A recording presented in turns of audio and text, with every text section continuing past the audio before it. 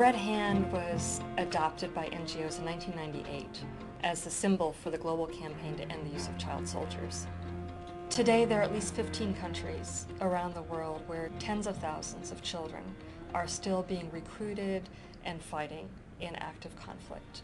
In the eastern DRC, for example, in the Congo, children are being swept up in both government and non-governmental armed forces and forced to fight. In Sri Lanka, children have been recruited by the Tamil Tigers, and parents are told that if they report their child's recruitment to the authorities, they'll never see their child again.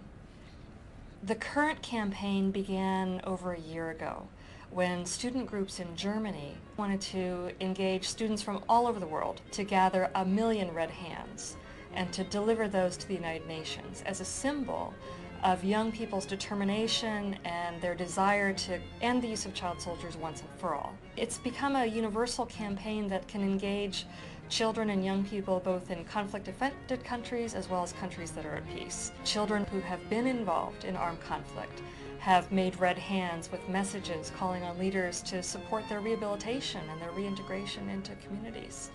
And for children in Western Europe or in North America, for example, it's a way of them showing solidarity with the children who are in the midst of conflict in other countries.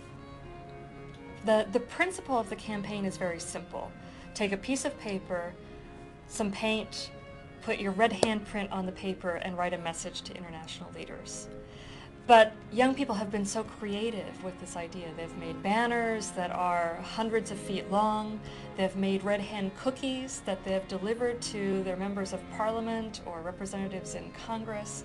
They've taped red hands to the floors of the corridors in their schools to raise awareness among other students. It's a critical moment. The treaty that was adopted in 2000 has now been ratified by 126 governments. That's more than 2/3 of the world's countries.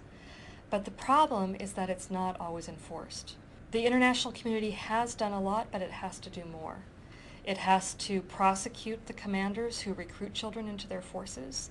It needs to consider sanctions against governments that refuse to abide by the international laws that are in place. And the children who have been through these horrors need more support for rehabilitation, for reintegration, vocational opportunities, and to rebuild their lives.